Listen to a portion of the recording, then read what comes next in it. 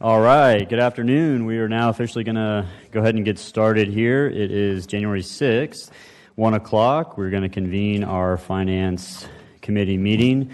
We're going to go through introductions to the left, then we'll go through the agenda real quick, make sure everyone has the latest and greatest, then we'll go to public comment and we'll get started. And Mr. Peterson, we just want to welcome you back from your 30-day vacation. Welcome back. It's good to see you. Anyways, let's go ahead and start with introductions to the left. Brittany Norris for the administration. Colleen Hampsey, Council Research. Mary Stefopoulos, Office of General Counsel. Philip Peterson, Council Auditor's Office. Kim Taylor, Council Auditor, and for the record, I'm too mean to let anyone take off that much time. Ron Salem at Large Group 2. Nick Howland at Large Group 3. Joe Carlucci, District 5. Will Lane in District 3. Welcome back, Philip. Jacoby Pittman, District 10. Happy New Year's. Kevin Carrico, District 4, just visiting. Reginald Gaffney Jr., just visiting. District 8. Matt Carlucci at large, full-time visitor. Raul Ayers, District 11. All right. Thank you, everyone, for those introductions. So now we'll just go through the agenda kind of quickly, make sure everyone's up to speed. Nothing too crazy on here. We're going to go through in pretty much normal fashion, normal order. So item number 1 is for 2024. 627 is up for deferral. Item number 2 is deferred. Item number 3 is deferred. 4 is deferred. Number 5, 2025 838 is up for withdrawal. Item number 6 is being deferred. Item number 7 is up for action. Item number 8, 2025 867, up for action. Number 9, action item. Number 10, amend and move. 11, normal action item there. Number 12, action item. 13, up for action. 14, up for action. 15, we have the rules substitute there that we'll go through. That'll kind of be longer discussion of today. 16, 17, 18, and 19. We've got all the collective bargaining agreements and all the TEU amendments there. And then 20, 21, second reading. Number 22 is up for an emergency. And then 23, 24, 25, 26, 27 are all on second reading. So pretty standard agenda today. We'll have probably some thorough discussion on some of these bills, but otherwise, we will go ahead and get started. We'll go to public comment first, and then we will kick it over to Council President for strategic priorities discussion, and then we will go to the Council Auditor, Ms. Taylor, for her presentations as well. So with that, we have one speaker card, Mr. John Nooney.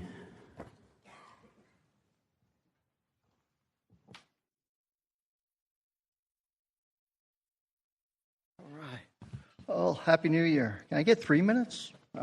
All right. I am John Philanthropic Jelly Roll, Good Boy, Resiliency Nooney, 8356 Bascom Road, Jacksonville, Florida, 32216. I'm in Assistant Council District 4, School Board 3, CPAC Planning District 3.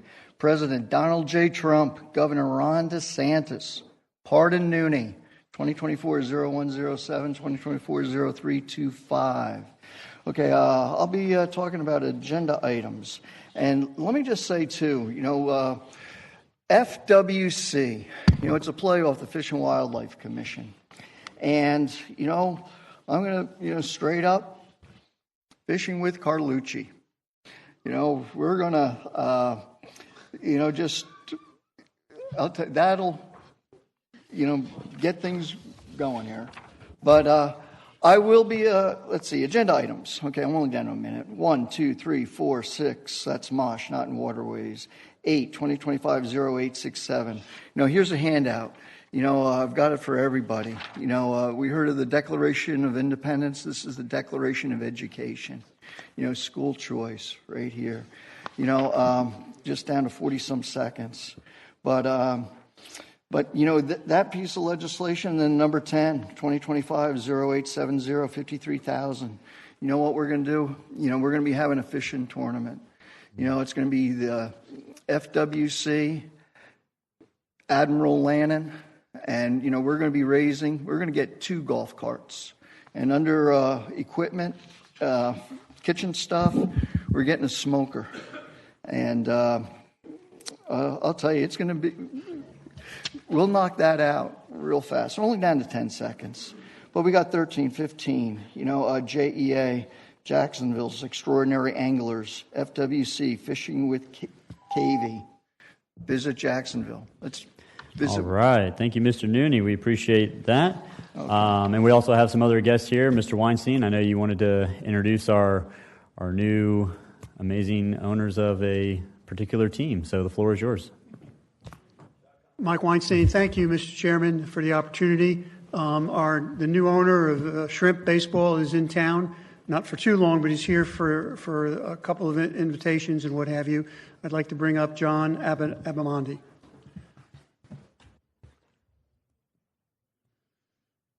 Mr. Carlucci, thanks for allowing me a few minutes to speak.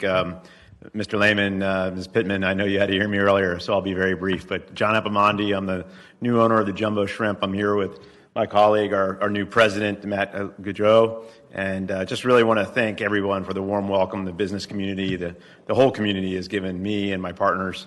We're excited to be part of the community, and I mentioned it earlier, but I know Mr. Lehman's a Navy veteran as well. This is a Navy town, and really it feels like coming home, even though it's not. It's a new experience for me. So thank you very much. Yeah, well, thank you. Thank you. Welcome to Jacksonville. We're excited to have you continue on an amazing, legacy here and an amazing baseball team and stadium. So thank you so much for doing that and your support there. Any questions? We'll go. Ms. Pittman. Yeah, you're recognized. To say if I could just meet with them in the green room for about a few minutes, I'd appreciate that. Thank you. Yes, ma'am. Where you can go right now?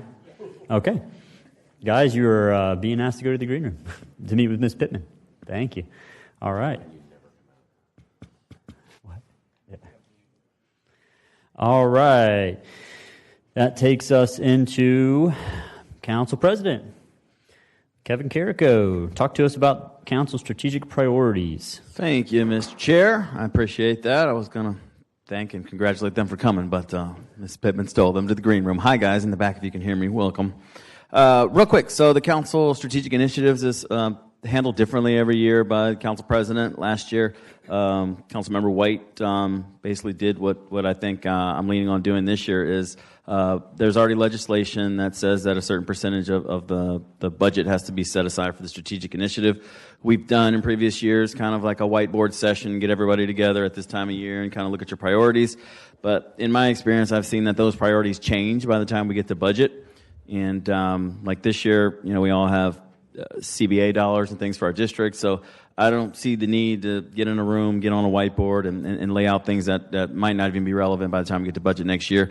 So what I'm asking the council auditors to do is just to allow that legislation that's already baked into the code to set the money aside and then let the budget committee and the incoming president, whoever that might be, whether he's sitting up here or not, determine what to do with that as part of next year's budget, because it's not really part of this year's budget. So I had the opportunity to take $5 million from this year's strategic initiative and put it into the Youth Empowerment Committee. So that's one of my flagship things that I wanted to do as president. So I'd like to offer that to the next president as well. So that is what I would like to do, and that is my plan going forward. And I don't know if the auditors have anything else to add as far as policy or next steps, or if that's just a statement that I need to make today, but feel free to weigh in. Ms. Taylor, Ms. Stefopoulos, you're in the queue. Through the chair, I just wanted to provide the number for everyone so they know it's 0.5% of your general fund GSD budget. So the request would be for $10,019,591. All right. There you go, incoming president, whoever that might be. Have fun with that. And Mr. Chair, if I could, just to clarify to the committee, so while the code requires that they set aside that 0.5%, what we would normally do as far as the council action on this to memorialize what the president just described as the intended process is I would file a resolution on behalf of the Finance Committee. It would be filed for tomorrow that would outline that as the council's one-year strategic plan for the 26-27 fiscal year, request the mayor include that dollar amount in the FY27 budget, and that'll make its way through the committee process for confirmation by council, and then that is submitted to them, and it's required to get to the administration by February 15th, so we would be within that deadline if we file it tomorrow. Okay. And we have Councilmember Matt Carlucci in the queue. You're recognized. Thank you, Mr. Chair. What committee would that go through? What committee process? Through the chair to Councilmember Carlucci. In the past, that legislation has been assigned to the Finance Committee. Okay. Well, I'm just going to throw this out there because I think it's incredibly unfair and against the spirit of what the strategic plan was here. And I think if Councilmember Bowman was here, he would perhaps echo that. The strategic plan was a chance for all council members to say what was important to them, not just one committee. And while I have confidence in whoever the next finance committee is going to be, for them to have the sole ownership of determining that strategic plan, if that's what I'm hearing, if that's not what I'm hearing, then let me know and I'll stand corrected. But I think that should be open to the entire council to have an opportunity to say what's important. And to do otherwise and to relegate that to a committee of 7, I guess, is on finance, kind of puts the other 12 councilmen outside of that opportunity. So I'm just throwing it out there. That's my opinion. I'm just one council member, of course, so on one very hard-working committee of TEU. And but I do see this in all seriousness. That's a lot of money, and everybody on this council, I think, has priorities and would like to share it with all the others. That's one thing I thought was I was never a huge fan of the strategic plan, but I was a huge fan that at least everybody got a chance to share what they thought was important. And one of the best things that I thought was in the first couple of years that I was up here, we saw a lot of important initiatives get funded by the strategic plan, and one was resilience, which the Office of Resilience got funded with that. And ironically, it was not by me who actually kind of kick-started the idea of the Office of Resilience. It was Councilman Bowman. And so, I just think that these are dollars that should be that the entire council should have a chance to weigh in on, and that's, I guess, my 2 cents for what it's worth. If the council disagrees with me and wants to go a different direction, then I have to say it wouldn't surprise me. Thank you. Okay. Yeah, we'll go to a few speakers in the queue, and maybe we can kind of come to an agreement here. So, Council President Carrico, you're recognized. Thank you, Mr. Chair. So I don't want to put the Vice President in a tough predicament here to speak on what he would do as President because that election hadn't happened yet. So I'll just try to maybe speak from my experience as moving on and how these dollars can be used and how they've been used in the past. So oftentimes we call it the wrap-up day where, a spreadsheet might go out by the finance person, finance chair, or the council president and say, hey, these are the dollars we have left in the budget. It's part of the strategic plan. Please submit your request. Up to, in past years, it's been $500,000 or $250,000. So you could kind of have your district priorities and things that are important to you go through the finance committee. And that's always an option. The only reason I didn't do that this year is because we had just been given the $1 million each from the CBA. So I thought that was a comfortable number for the district council members, at least, to be able to, fund their priorities and the things that are important to them in their districts. And if you want to weigh in as the possible future president, maybe, and talk about what you might want to do, but I don't want to put you in that predicament. But I think there is an opportunity with these dollars to bring them to the budget, to allow the council members to have their priorities and get some things funded through these dollars. I don't think the future president or any would take all 100% of that. I know I didn't. I just had the Youth Empowerment Committee. So that was just kind of my 2 cents to maybe soften the blow on how the perception is that it's just for the Finance Committee. Okay. All right.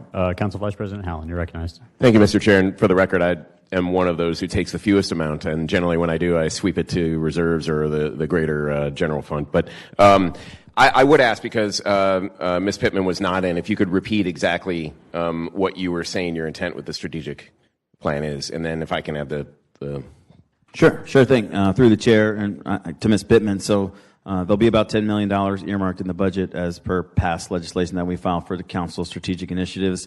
I'm opting to allow that to go through the finance committee process instead of us trying to earmark it now, because things always change and we might have different priorities as it goes through the budget process next year.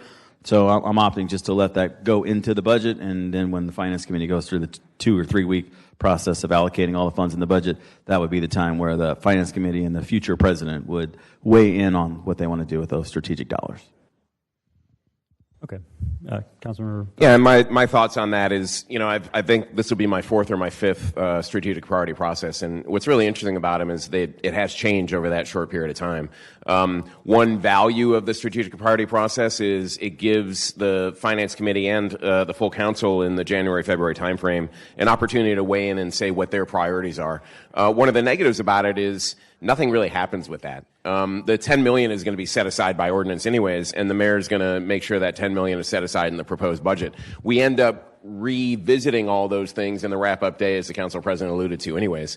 So I'm in favor of this. I don't think it's denying anyone the opportunity for their strategic initiatives. In fact, all it's doing is just eliminating one step, because there still will be the opportunity for folks to leverage that money or pool together to leverage it for a certain larger initiative. Last year, the council president's was the initiative that he mentioned, but the year before, we actually took about half of the roughly $8 million, and we put it towards I think it was a precursor to the budget stabilization plan, and then we split the rest up for initiatives. So there's nothing here with this path forward that would preclude us from doing that again, like we always do in the August timeframe.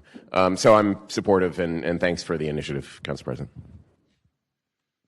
All right, we're going to go to Councilmember Ron Salem for the first time, and then we have Councilmember Matt Carlucci, and now we have Ms. Pittman back in for the first time. All right, Councilmember Salem, you're recognized. Thank you, Chair. I went through the process that Councilmember Matt Carlucci described twice.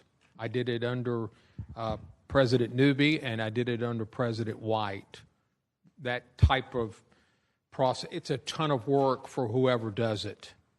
But we did it, and it was divided up. But I don't see this process being any different than that.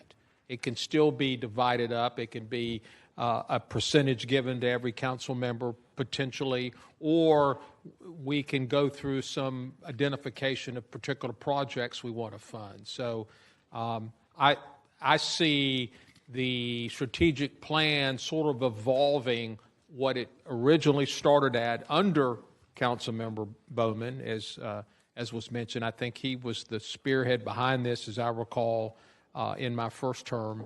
But I don't see this process precluding that process as well. But it just gives some discretion to the president, and I think that's a good thing. So those are my thoughts. All right, Councilwoman Pittman, you're recognized. I just want to, first to the chair, make sure that I understood the process, because I'm like Council Member Salem. I've been here for 4 or 5 years doing the serving on the financial committee.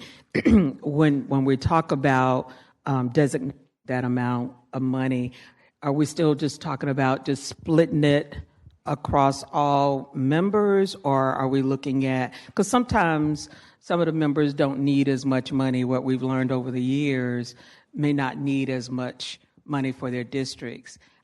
Is there an opportunity to look at, again, either projects and or operating costs for different organizations in the neighborhoods? So I just want to make sure going forward, I didn't hear what Councilman Carlucci discussed earlier, but I think, now is a really good time to be talking about this and how do we divvy up the funding going forward when it's time.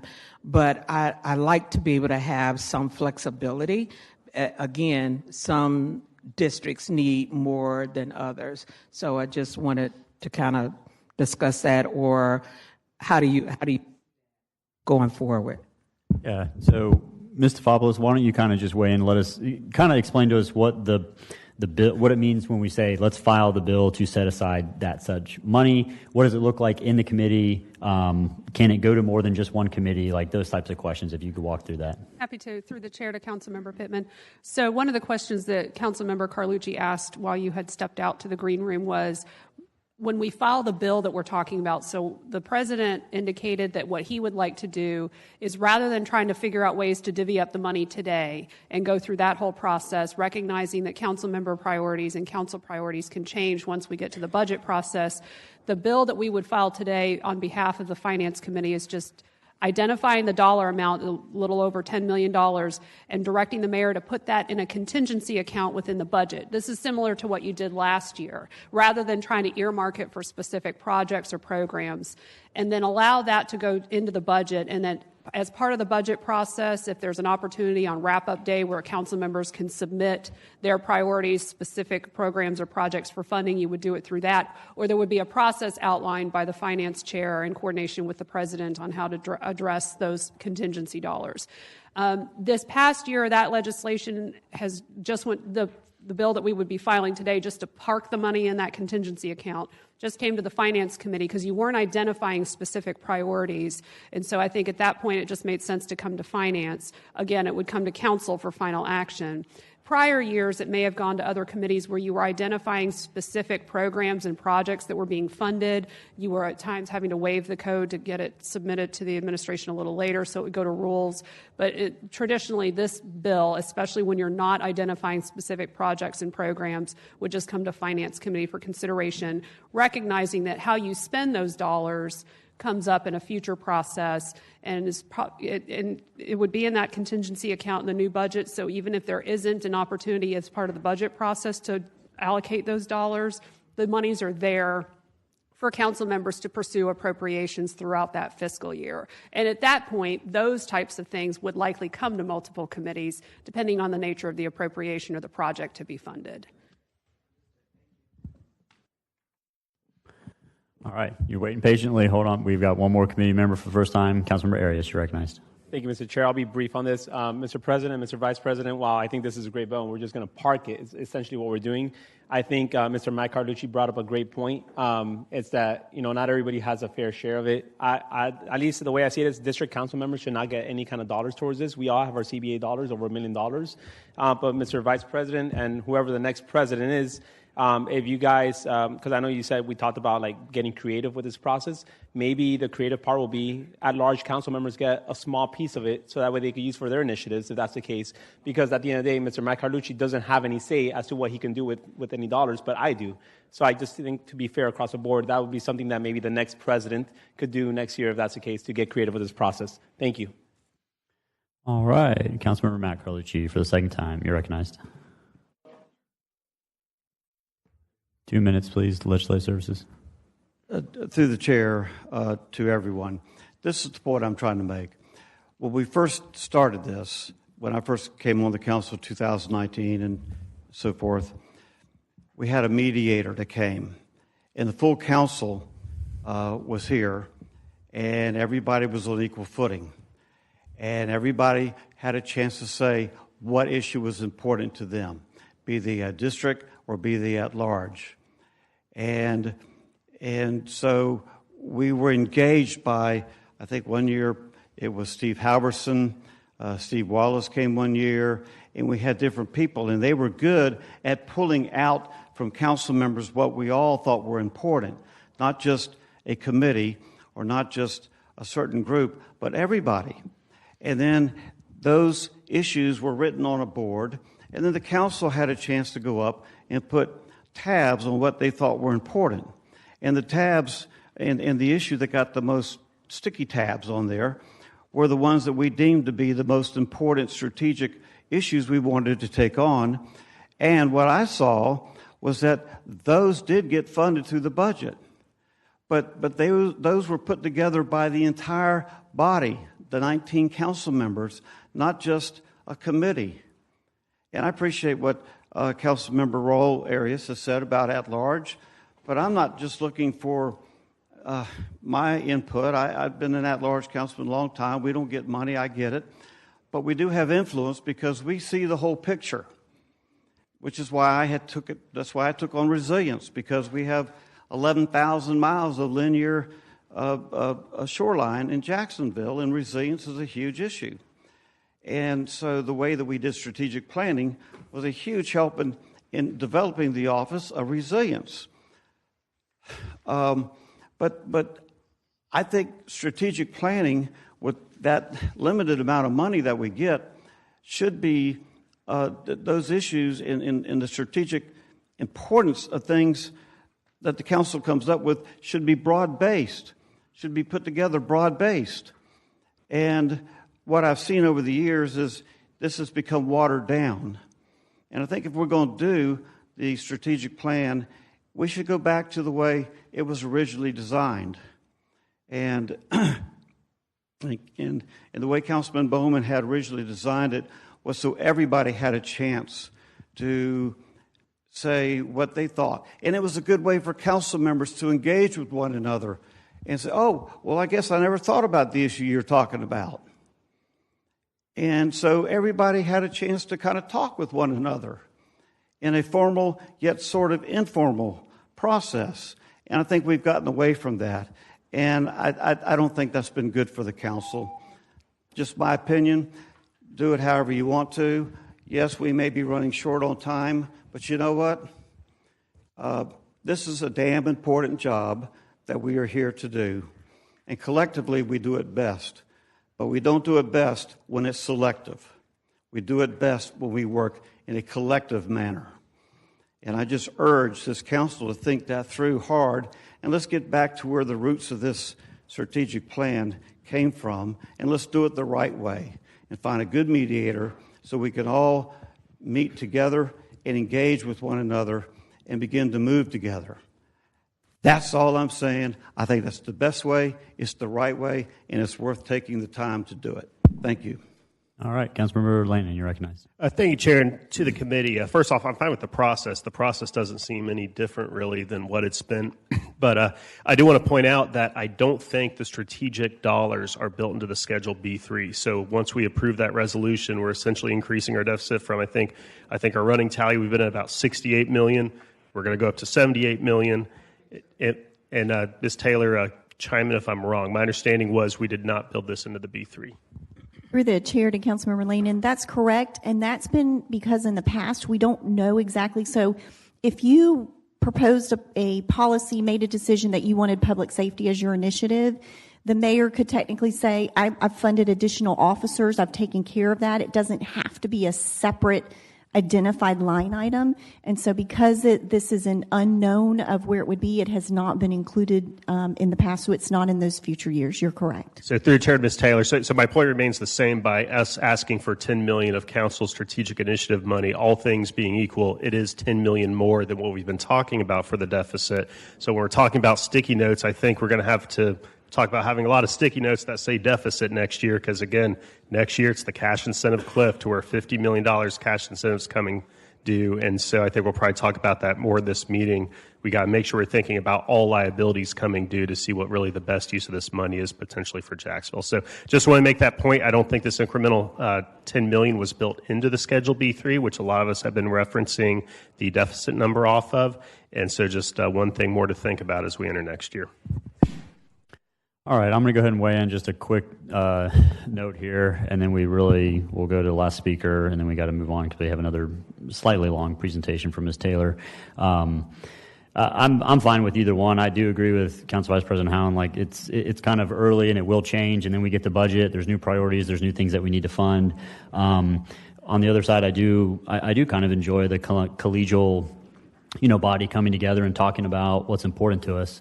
So, if there's a change on that, or if there's, like a strong will after this meeting to do it, I mean, I'd be happy with that. I'd be fine if that was, even if it was like an ad hoc thing, that separate meeting. I'd volunteer to help with that. And then, Ms. Stefopoulos, if the bill is filed, can it go through more than just the Finance Committee so that maybe other council members can hear it and speak to it if they want to? I mean, is that...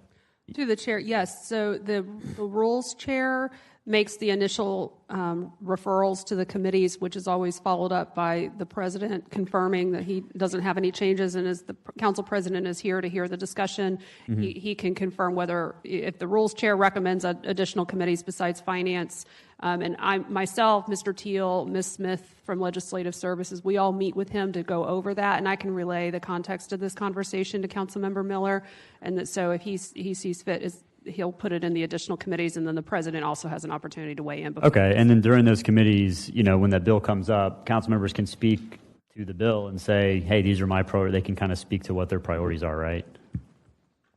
To the chair, yeah. With respect to the legislation, it's a resolution. Absolutely, it's germane to the conversation. The resolution is going to say park it in the bucket, and we'll come back to it later, but it's absolutely germane to the conversation. It's the strategic priority, which this year you're talking, just like you did last year, you're kind of setting off the discussion on what those exact priorities are. But you're always talking about establishing a contingency to support those strategic priorities, and I think that's absolutely germane to your conversation. Okay, cool. All right, Councilmember Salem, you're recognized if you have any last comments for us. Yeah, I just wanted to comment on my good friend and finance colleague, Councilmember Lehman, and this is not in the B3. All that means is the mayor would have to reduce her budget by $10 million or 0.5%. So, I mean, the fact that it's not in the B3 now makes no difference to me. There's an ordinance there that says this should occur. It should occur. It should be a high priority for the administration to have it in there, because if it's not in there, from my perspective, I'm going to cut $10 million out of that budget, as I think we had to do 3 or 4 years ago when I was finance chair. It was not put in the budget. And I ripped out $10 million and had it, I think it was $9 million then, but whatever it was, we put it in. I hope we don't have to go through that again. I hope it's a priority for this administration. I'm looking at Ms. Norris, and it's in there so that we don't have that type of conflict at the beginning of the budget process as we had 3 or 4 years ago. Thank you. All right, thank you. And again, just thinking through like our last few budgets, I mean, generally the whole budget hearings are just a giant strategic priority meeting to an extent. We're all talking about what's important to us, and we're all, moving the money in the ways and that it needs to go. So to an extent, I mean, I think that's ultimately where the action takes place. So with that, Ms. Stefopoulos, go ahead. If Council President has directed, you can just file that as a Finance Committee bill. This cycle, I think it's got to get filed, correct? Yes, we'll file it tomorrow as a resolution being introduced by the Finance Committee. Okay, great. All right. And now we get to go to Ms. Taylor. You are recognized. Thank you, Mr. Chair. The first report I want to mention was just a quick follow-up item that we had. It was on the defined contribution and other deferred compensation plans. As you know, when we switched and closed out the defined benefit pension plans, new employees were put on a defined contribution plan. So this was our third follow-up, and we actually had one supplemental item just related to cash policies and procedures. So it was not even really germane to the audit objectives, but that has been cleared out now. So we have no outstanding issues on this audit, so that audit will be closed out. All right, we have no speakers in the queue, so moving on to report 899. Yes, sir. We're moving on to the quarterly summary report, which was issued on December 15th and is report 899. I've lifted a few schedules. It's over 100 pages, the report. So I've tried to lift some of the main schedules to just go through some of the very highlights. I understand this report is very detailed, convoluted. We try to get the main point across. So today, that's what I'll try to convey for council, that I think the main things you'll want to know about as far as our year-end closeout for 24-25, how it looks as a city and how it'll impact fund balance. So we'll start with the city side. You'll see starting, it's labeled at the bottom, page 25 and 26. This is your general fund. And I want to emphasize, we mention it several times in our report, these are unaudited numbers.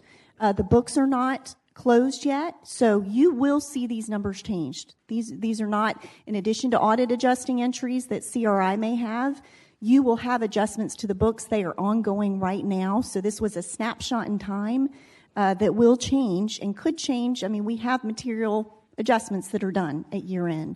So I do want to caution you that this is based on unaudited information.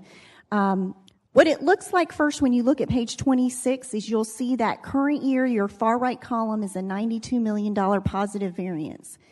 And so what I want to walk you through is I don't want anyone to think, okay, we had a year end, at year end 9/30/24, your unassigned, your available operating reserves were $392 million. You did not add $92 million to that. And the finance department, their report kind of walks through. We've tried to summarize it.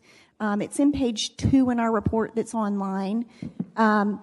You do not experience a 92 that gets added to that fund balance. What happens is a lot of these dollars are carried forward into next year. So the biggest example I can point you to is under your grant saves and contribution. That is your UF graduate facility and your Fulton Cut. It looks like you have $67.5 million out of that expenditure variance that's a positive that would go to reserves. Well, that's being carried forward because you haven't paid anything on that yet. So that's dollars that it's favorable because you didn't spend them yet, but they're carried over into the next year. So hopefully what I want to do is give you a bottom line picture on fund balance, your operating reserves. As I mentioned, per the ACFR, per the financial report, you had $392 million that was unassigned. That's your available reserve dollars. That is not including your emergency reserve. So we are just talking operating reserves.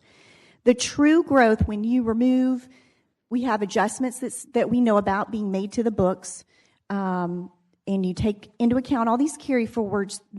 Based on these unaudited numbers, there was growth of $33.6 million. So assuming nothing else changed, that operating reserve would increase by $33.6 million and go to $425.7 million at 9/30/25. However, what I do want to mention that is, as part of since October 1st, you have appropriated some of those dollars. You put $26 million towards a public safety contingency, and you also paid for the FIS garage. It was one of your economic development deals, $3.5 million, and there was one other small amount. So $29.5 million of that growth of $33.6 has already been appropriated from fund balance. So you're back down to right now a current fund balance of about $396 million. So still, the growth from the 392, but I did want to try to give you an overall picture because it is very difficult with all of these carry forward dollars, and that's becoming, I guess, more predominant that we're seeing in legislation. And so accounting has to be mindful and stay on top of those types of things that don't get, so that everything's put in the right buckets when you're talking your equity. And we wanted to try to give you a good picture of where are you at with your equity. So I hope that answers that. If we get to the end and you have questions, please let me know. But you did see overall growth in the general fund overall. Turning to the next page, it's labeled as page 27 at the bottom. This is your general fund by department. This gives you a snapshot of where did everyone land relative to their budget. Did they go over budget, under budget? I will mention there were just, it's hard to look at JSO. There are 6 departments for them. Overall, even though one of their areas was over budget by $2.6 million, the investigations and Homeland Security, they had a positive, when you take their department overall, $19.3 million. There is one carry forward that has to be taken into account, so truly an $18.2 million positive variance, and that's mainly due to vacancies that they have in personnel and some contractual savings and things like that. So they were not over as a department overall. The 2 that did exceed their budget were the Executive Office of the Mayor by $65,812, and that was due to the additional part-time employees Those were not budgeted for in 24-25 that were brought on. So that's the reason for exceeding that there. And then in fire rescue, you'll see 1.3 million going over, and that's mainly due to overtime, where they have to meet those staffing requirement minimums. And so that is something, with the public safety that we do see, but within that, that's the main cause for them. So those were the two areas that went over at a department level. And there's further explanation on the next page 28. This is submitted by the finance department, but it just details out those same things that I mentioned. If you go to the next page, that's everything on the general fund. So I just wanted to touch on a few of the city funds, just because these are your ones that you're dealing with constantly. It's labeled as page 46. It's the solid waste disposal fund. As you know, you did approve the solid waste increase to the fee to $27. So overall this year, those savings were used during the year for the related economic development group. So you don't really see that a huge favorable variance reflected here, because it shows up in the general fund as less of a loan to this fund. But $5.7 million is expected overall. Tipping fees are coming in more than budget, and sale of recyclables is a little bit more than budget, and then some savings on the hauler contracts of about $1.3 million during the year. So that $5.7 million will go towards a reduction in the loan for that. So what would have been a $96 million loan was brought down to about $56 million with the solid waste fee change that was made, and then it could get lowered by another $5.7 million, assuming nothing else changes by these additional revenues that have come in. The next fund that I wanted to mention, because of the significance of the dollars, is the self-insurance fund. It's labeled, it's got a page 66 at the bottom of it. It's your next fund. This is your workers' compensation fund that is the bulk of this. This is the one you may recall during the budget process that the methodology was changed because there was a significant savings in 23-24. It was changed for the 25-26 budget, so we knew in 24-25 there would still be likely a large savings. You'll see at the bottom right there, it looks like about $33.2 million of a positive variance for that fund. There's an adjustment that needs to be made year end of about 7.3. So it'll take it down to about $26 million. So that's over and above the budget that is excess reserves. And you may recall this was the fund where the $45 million was pulled through legislation last year. So I just wanted to make council available that there was a very, a significant favorable variance within this fund. The next one I just wanted to mention was group health. That's on your last page for the city. Overall, it's going to have about $2 million of positive cash. So with that influx through separate legislation that was done this past year of $5 million that was added, were it not for that, it would have gone negative.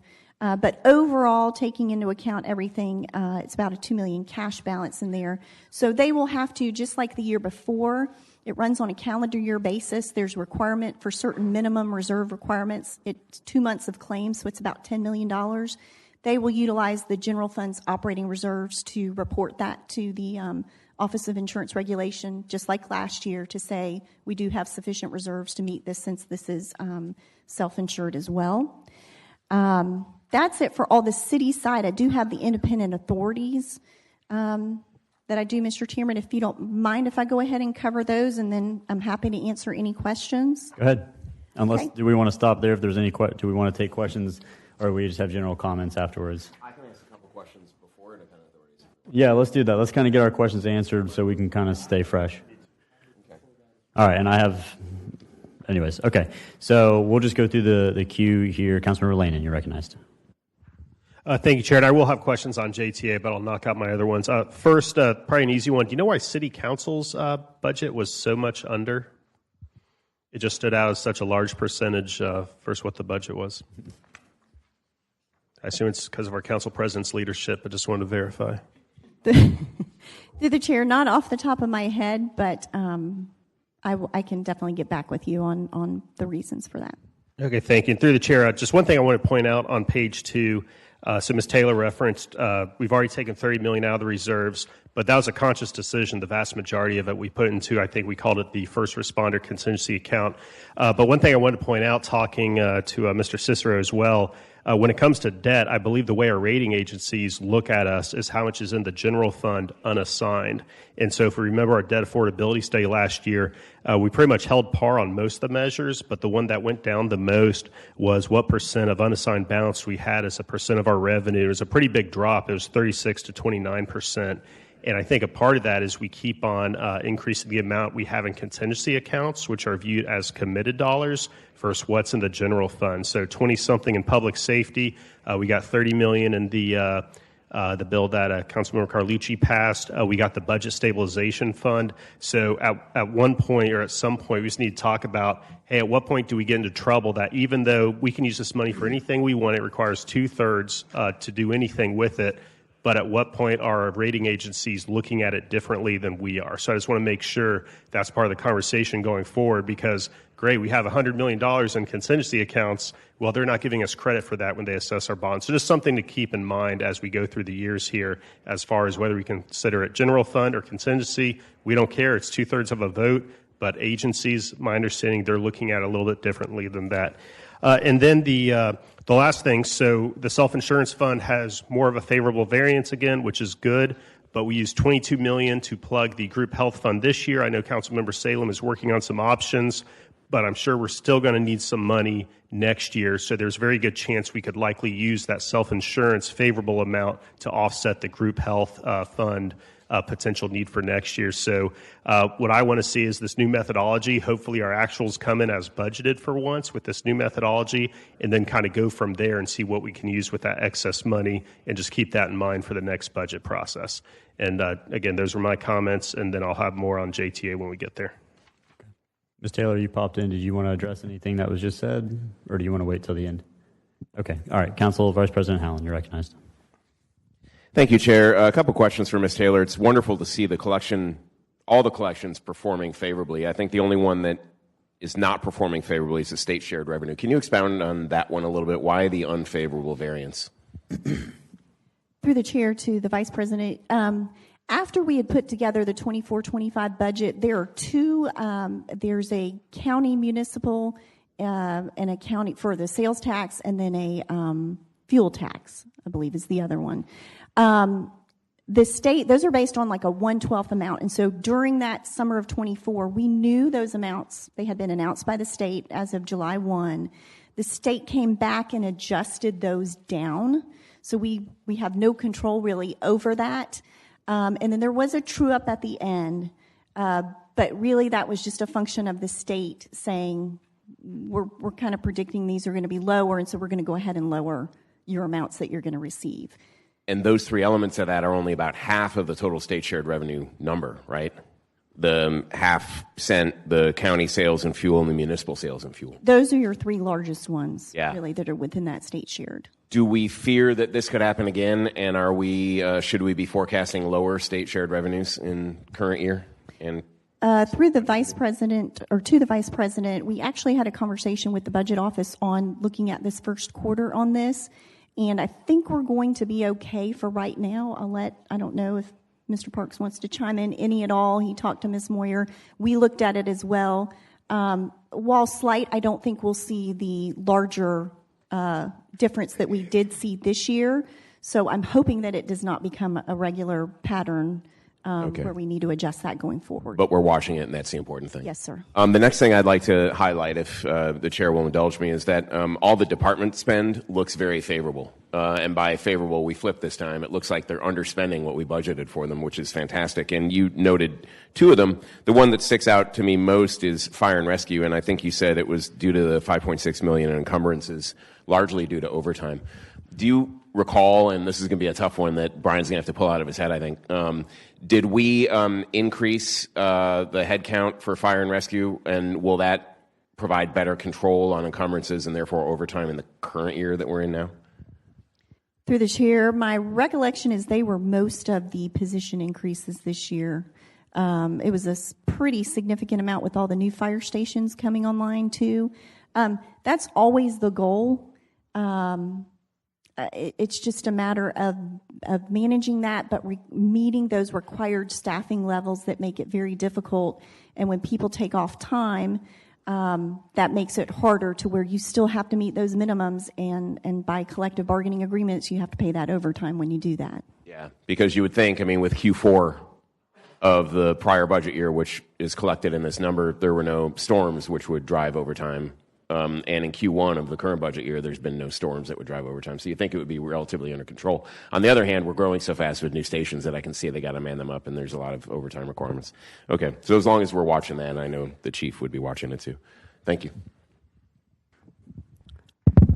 Councilman Salem, you're recognized.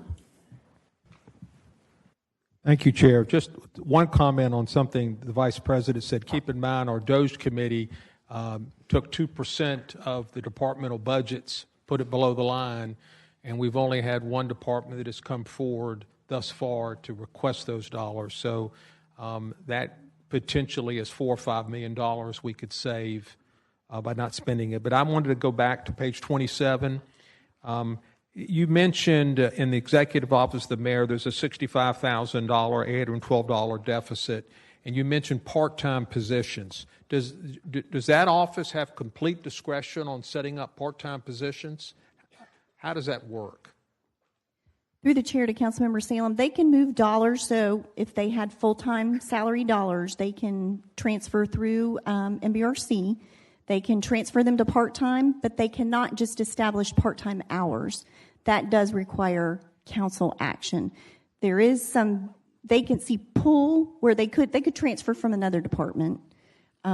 Hours as well. You can transfer dollars and hours as long as they stay within that general fund. So Public Works could transfer part-time hours needed to cover the dollars and the hours for the mayor's department.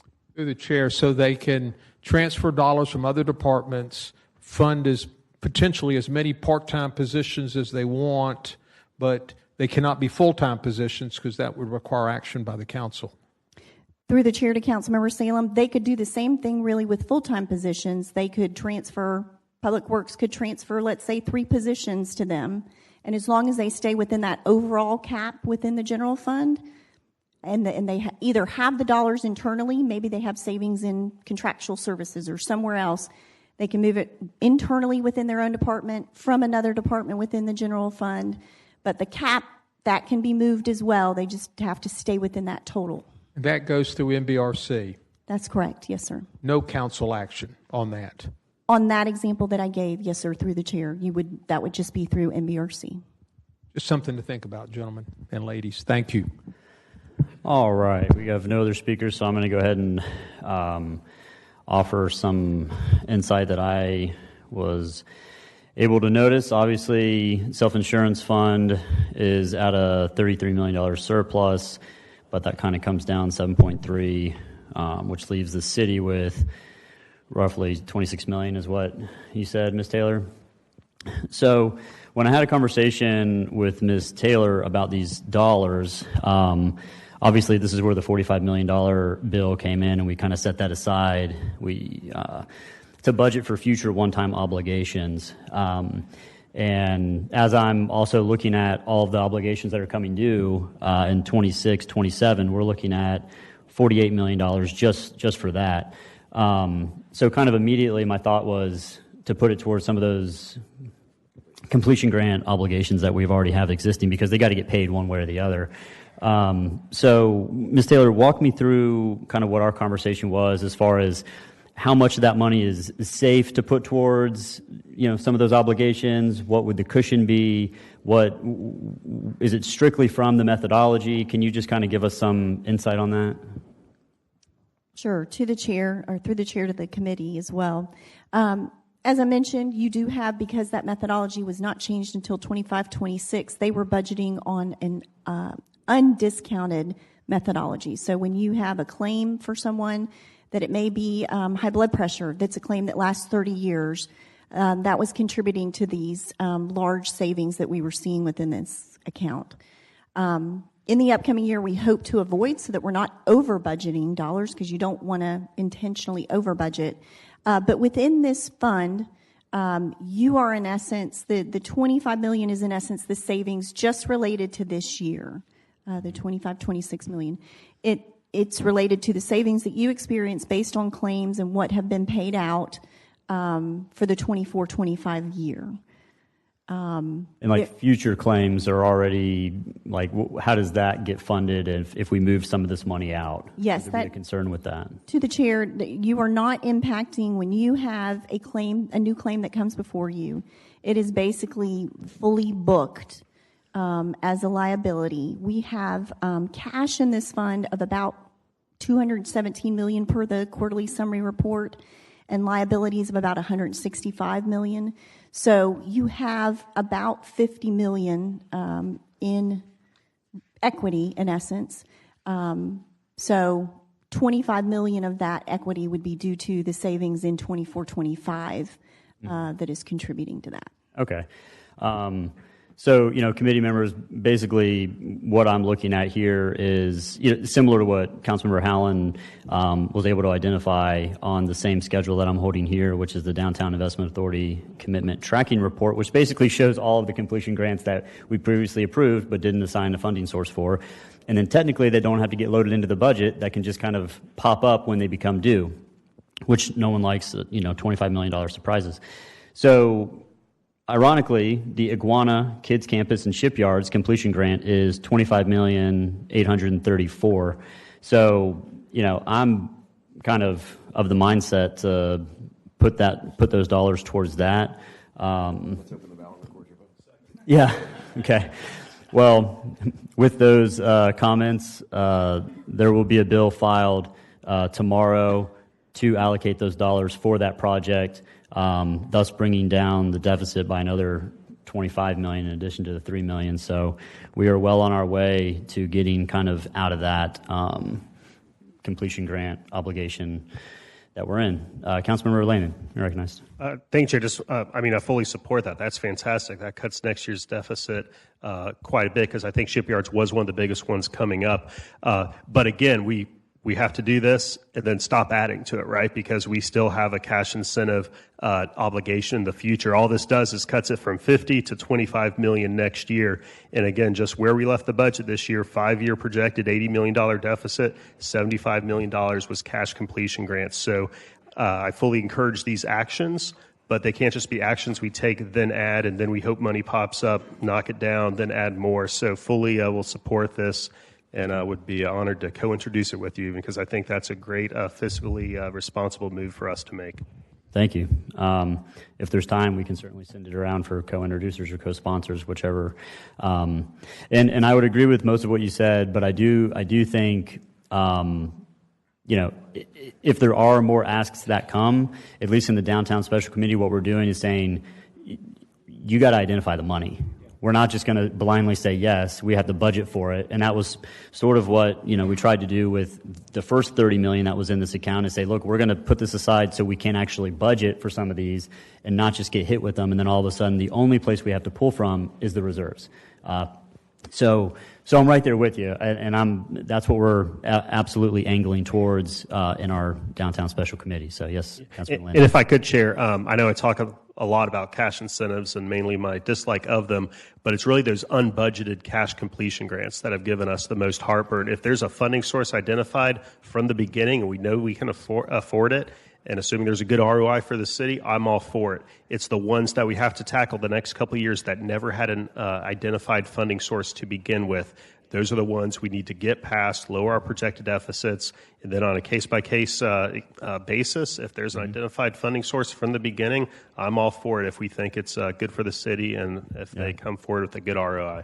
Yeah, I'm glad to hear you say that because I think that's kind of the mentality that's been slightly missing, right? Is we've just said yes, yes, yes, and then we get to pay the bills, and we're like, oh wow, we said and they're great projects. It's good that we're doing them, but we want to have sort of a shift in our methodology and our ideology really on how we approve things. So I know I've reached out to the mayor's office and kind of shared those exact, I don't want to say concerns, but just comments, and said, look, we're willing to work with you to make sure we have something put in the budget for these projects because they're going to be harder and harder to approve as we continue to see more and more money going towards them. So anyways, that's where that's at. We have no other speakers in the queue. And Ms. Taylor, I guess you can go on now to the independent authorities. Thank you, Mr. Chairman. And I'll just mention to Councilmember Lanon's question on City Council. About half of it was savings in internal service charges from the Office of General Counsel. So just less billings there if less council members are initiating bills or for whatever reason, less charges from the Office of General Counsel, and then some savings in contracts and professional services. So in those areas that they had, those are the two main items. On the independent authorities, I'll try to be very brief. JPA had about an $8.1 million surplus, so overall did well and had the surplus for year end. JEA, you'll recall they had 2 different budget amendments throughout the year for prior year revenues, bringing basically appropriating those, but they also experienced surpluses of $44 million for electric, $70 for water and wastewater. JAA, you'll recall you had them come before you for an amendment related to the parking garage. They had a surplus of about $78 million at year end, and that's due to the timing of some of that operating capital cash being sent over related to that. About $40 million of that was expected within the budget, the 24-25 budget, but overall $78 million there. JTA is the one that will still need a budgetary amendment. They exceeded their budgetary authority from council of about a net $19 million. There's 2 main reasons, or I'm going to cite the larger reasons. About half of that is related to the connection division. So that provides your paratransit. They have the connection and the connection plus. That's more of your individual car type service. There is a fee that individuals do pay for that service, but it only covers a portion of the cost. So that went over by about $10 million. And we knew at the time during the 24-25 budget, I believe we mentioned it on our handouts, that was not fully funded. So we knew there would be problems, but not to the level of going over to this degree. And then in bus, that was about the other half of it, so about $9 million in the bus division. A big portion, about $7 million, related to, in talking with JTA today, what we had written in our report, what we were initially told was project management and consultant fees related to Phase 2. Now what JTA is indicating is that really is the Navi operational costs related to that contract, so about $7 million of that. So that's the larger portion. They also had some collective bargaining agreements that had not been approved, and so timing of those where they went over in some of those costs as well. So they will need to come back to council, but at this point, we always encourage during the year, because now JTA is coming after the fact for $20 million net of approval authority when the year is done. So they will have to pull from their reserves, is our understanding, that they will utilize for their funding source to cover that. But that's all of the independent authorities. So if you have any questions, happy to answer. All right. We'll go to Councilmember Salem. You're recognized. Thank you, Chair. I tried to jump in when we were talking about completion grants and missed you. Hopefully, we can have a discussion on just completion grants in general. I mean, the idea behind completion grants and rev grants and all that was to kickstart downtown many years ago. Now, if you drive around downtown, things are happening. Okay, so when does the discussion occur that we're drawing a line in the sand and we're not doing this anymore? Yeah. Well, I have an answer for that, but go ahead. Yeah. But I'm on the downtown committee, and I intended to raise this issue, but I think it's a discussion we need to have. Do we need these things anymore? Can these developers complete these projects on their own? And I'll probably have my phone blow up, this afternoon, but that's okay, because I think we need that discussion, and they need to be a part of that, as well as the council, the administration. Thank you. And real quick, if I can chime into that, just because we are going to be taking that up. So I've asked DIA and the auditors, hey, by February, our meeting in February, I want a list of all the projects. There's like 18 projects that, quote unquote, want to happen downtown. Some of them need completion grants, some of them might not. But to your point, and this has been said in the downtown committee as well, like there's going to be no start to happen, because to your point, the completion grants were to kickstart it, and then it's where are we at in the whole cycle, the whole thing? Are we at a completely stop doing it altogether, or we're almost there. But I think for me and a lot of my colleagues up here, we just want an end in sight. We just want to know, hey, when is the tipping point? And we're going to get to the bottom of that hopefully in February. And I know I certainly want an answer to that. So we will get to there. We will get to there.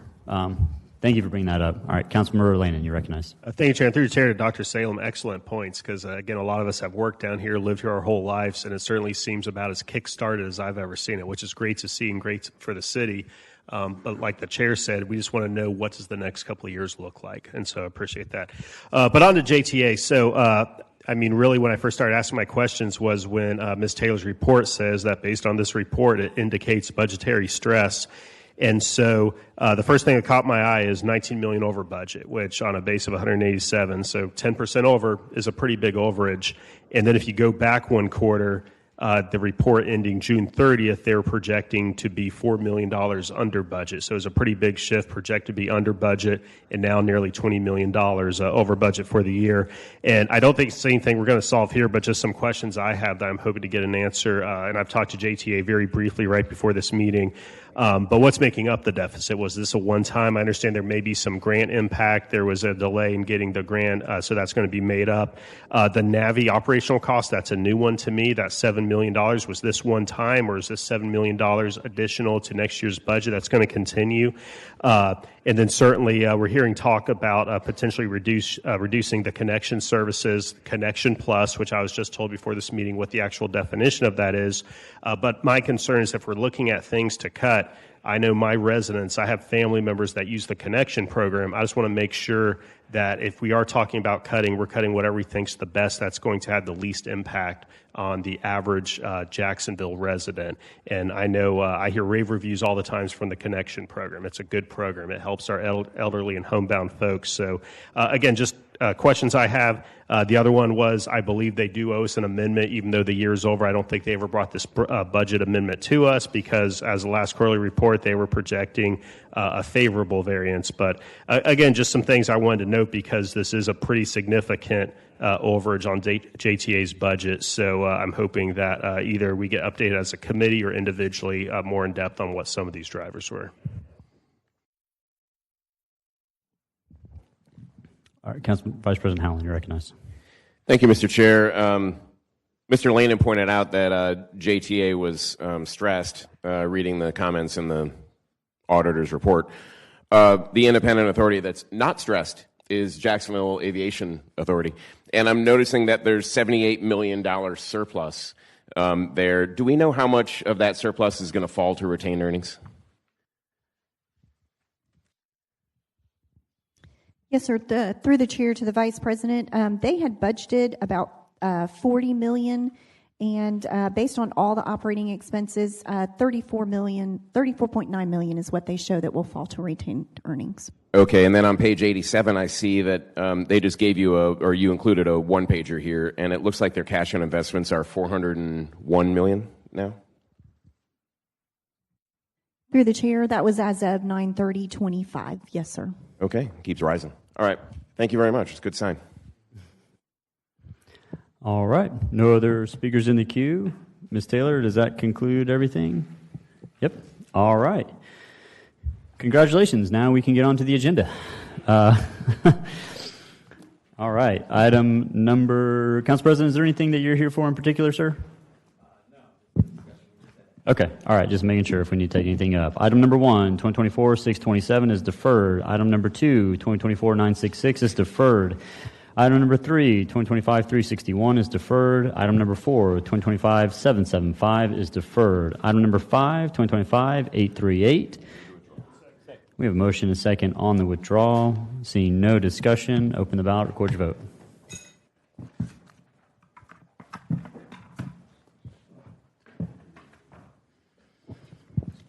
Seven yeas, 0 nays. By your action, you've withdrawn 2025-838. Item number 6, 2025-841 is deferred. Item number 7, 2025-865. Mr. Chairman? Yep, we have a motion and a second on the bill. Mr. Deebnow, you are recognized. Put 3 minutes on the clock. Thank you so much. I'm so sorry I didn't speak during public comments at the beginning of the meeting. on this particular bill, this deals with a settlement agreement regarding some billboards. And very, very long story short, we own property owners where billboards are located on the Arlington Expressway. We had I was originally going to ask you to defer this matter today. We just found out about it an hour before the meeting. But after talking with counsel for the billboard company for Outfront Media, and then also after talking with Tiffany Pinkstaff in the last hour, what we've agreed to do is just go through committee, and we're going to try to work things out before the end of this week. If we're not able to work things out by the end of this week, I may be back Tuesday night to ask for a deferral to give us time to work with Outfront Media on the billboards that are at issue. And I just wanted to put that on the record. Okay. Can you identify who we is? Well, I represent, so the Jacksonville Jaguars own the fairgrounds property, and then the Jacksonville Armada own the property north of the Arlington Expressway. And there are two billboards, one north of the expressway, one south of the expressway, that are subject to the settlement agreement. And we've had an ongoing conversation since October of last year with Outfront Media. This settlement agreement being before you came a lot more quickly than I was aware. And so after talking with them and with Ms. Pinkstaff, we're not going to slow it down or ask for any deferral today at committee. There's a deadline by which the settlement agreement has to be adopted. So we don't want to jeopardize the settlement. But I just want to put on the record that if we're not able to reach some type of a conclusion on those two boards, I'll be back on Tuesday night to ask for a deferral to give us an additional 2 weeks to resolve this. So anyway, I apologize for the late notice. I just found out about it about an hour before the meeting, and appreciate your time. And again, thank you for giving me the opportunity to chat. Yeah. All right, no problem. Thank you for that notice. We have no other speakers in the queue. So open the ballot, record your vote.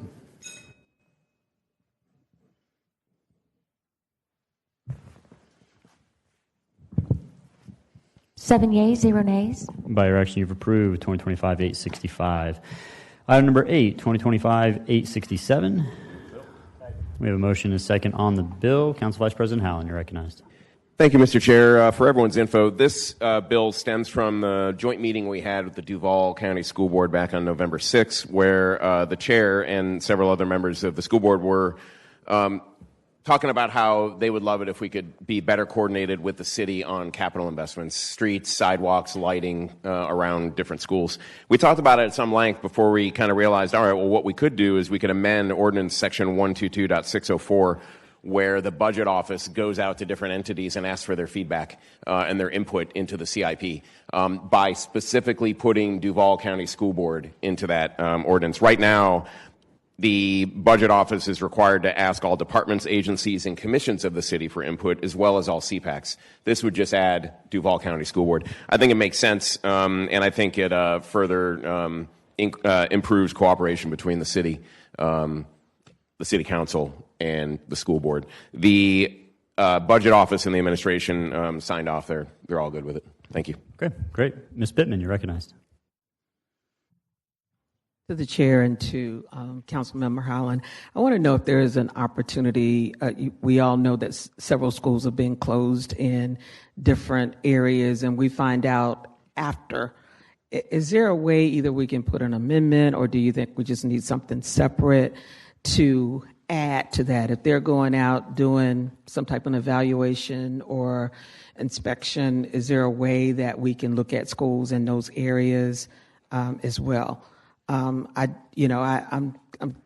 don't like being behind the 8 ball. I do have a meeting scheduled with the superintendent in the next week or two, but I want to see what could we do together to start identifying or things that can become assets in the community for that. Sure. Go ahead. Yeah. Council Vice President, you're recognized. Yeah, I think that's a great question. We're doing this for them to increase cooperation. Maybe they could just kind of, by courtesy, put in their board rules that there's probably some element of confidentiality before they actually announce a school closure. But as soon as they do, that they alert school board and the appropriate district council member. That might be a good thing to ask the superintendent when you see him. Okay, thank you so much. I'm just trying to figure out a way that we can, it's a win-win for both, especially in those neighborhoods that are being closed after the fact. Thank you. Council President Carrico, you're recognized. Thank you, Mr. Chair, and thank you to the Vice President for taking the time to put this forward. We were all there with the joint meeting of the school board and the city council and noticed that there was a clear disconnect, and so I wanted to be added as a co-sponsor, but also just update you guys. We did have a follow-up meeting with myself, the school board president, the superintendent. Mr. Weinstein was in there to just really talk and prioritize student safety and working together, getting on the same page, and this just aligns with what we're trying to do there. So thank you for that, and we will have another joint meeting with the school board and the council this spring before my term's out. Thanks. All right, Councilmember Arias, you're recognized. Thank you, Chair. Just add me as a co-sponsor. Thank you. All right, and Ms. Pittman would like to be added as co-sponsor as well as myself, and I can say this is absolutely going to be much needed, way overdue. We're already kind of working on 2 projects in our district just by heavy demand from constituents in the schools. So definitely is very much needed to consider that when we're looking at the CIP. So I think everything is in order to open the ballot. Record your vote.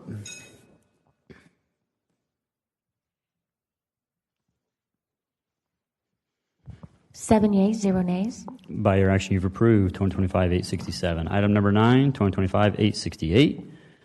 All right, we have a motion and a second on the bill. This is Ms. Clark Murray's $25,000 from the council strategic initiatives that have been carried over. So, no speakers. Let's open the ballot. Record your vote.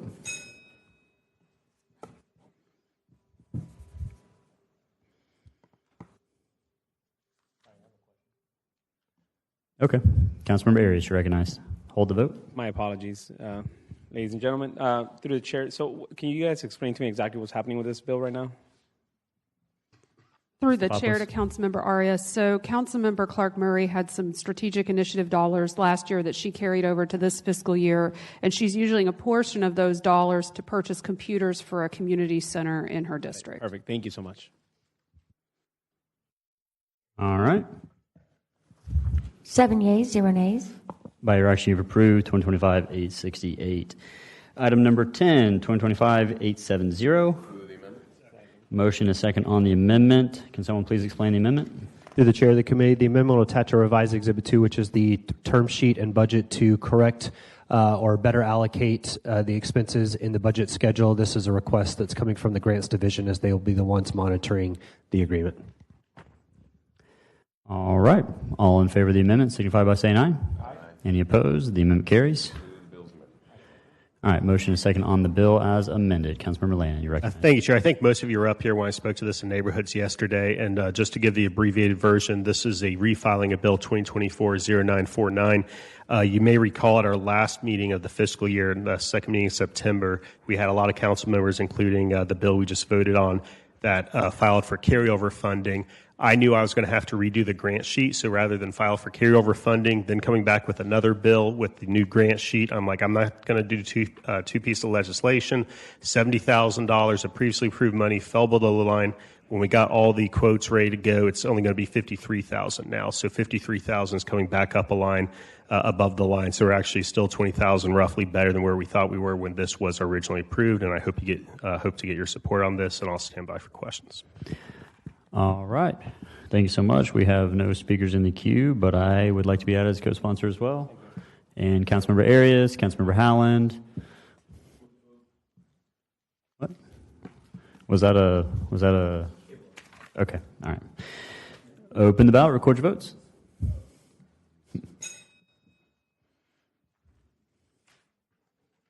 Seven yeas, 0 nays. By your action, you have approved 2025-870 as amended. Item number 11, 2025-871. All right, we have a motion and a second on the bill. Councilmember Gaffney, you're recognized. Thank you, Chair, for recognizing me. I would like to offer an amendment. I can't offer an amendment. I'm not on the Finance Committee, so I'm going to need one of you guys to offer an amendment. But I want to bring Ms. Stickler up. So she could explain the amendment, if you don't mind. Okay, yep. Ms. Stickler, come on down.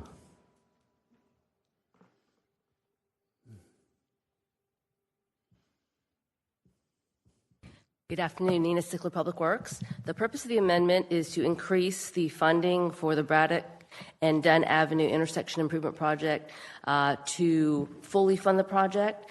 This is a project that FDOT agreed to take on. They have a resurfacing project on Dunn Avenue, and rather than have to have a separate project to do the intersection, they agreed to take on the project by adding the scope of this very needed intersection improvement to their project.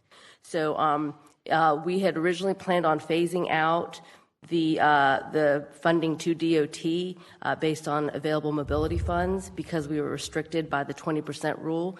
That is, only 20% of the funds within a mobility zone can be applied to an intersection.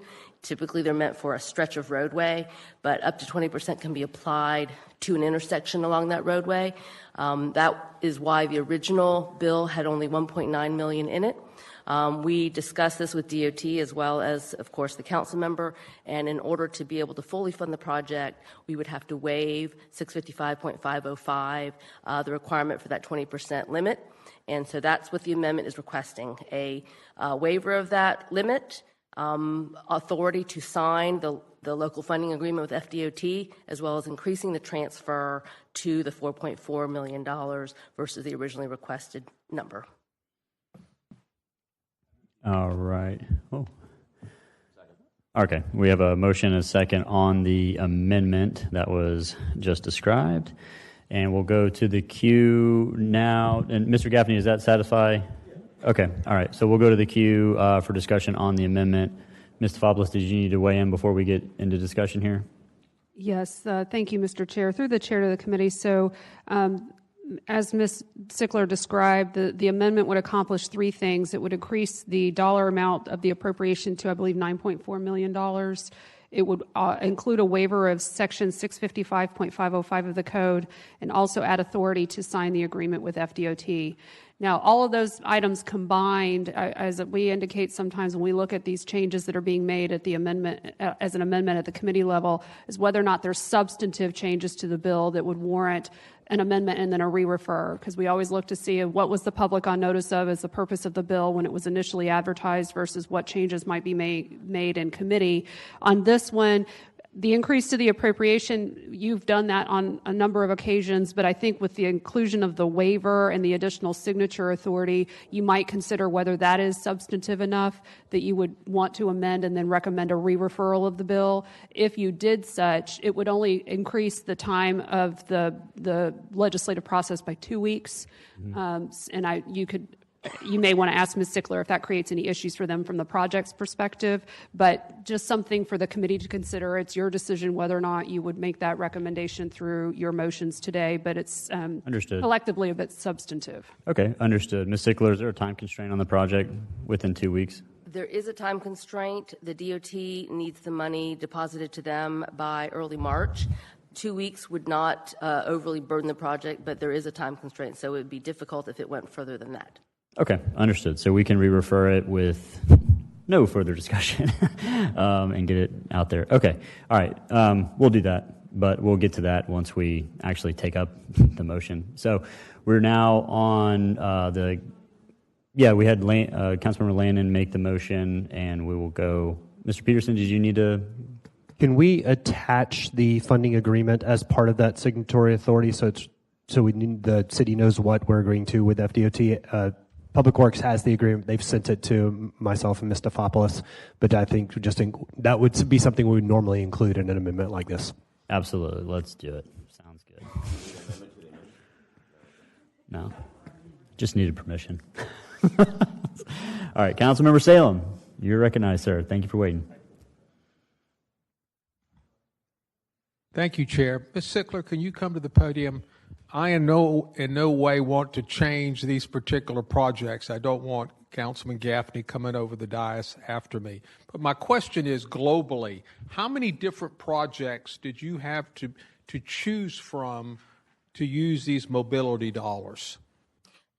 That, for specifics, that may be more of a question of the planning department, but the numbers come in from private developments into the mobility zone fund. And based on the list that I saw from planning, I believe it was about 7 development projects that 7 or 8 development projects that funded this particular improvement. Okay, maybe I didn't understand you. You've picked 2 to fund. I see. You're telling me there were 8 eligible projects and you chose these 2, if I understood you correctly?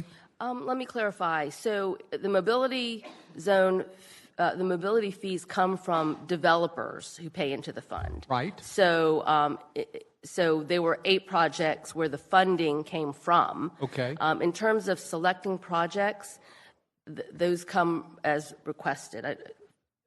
Mr. Peterson. Sorry, and I may have confused Ms. Sickler with my signaling of 8. The mobility funds come from any development that occurs in each of the 10 mobility zones. So probably well more than 8 projects have paid into, because the current balance is a little over $14 million. Okay. The mobility project or mobility dollars can be spent on the priority projects that are identified in legislation that you have passed, of which there are 8 projects that qualify within this mobility zone. So they have chosen or picked or prioritized 2 of the projects out of the 8 that are on this priority list. Who chose?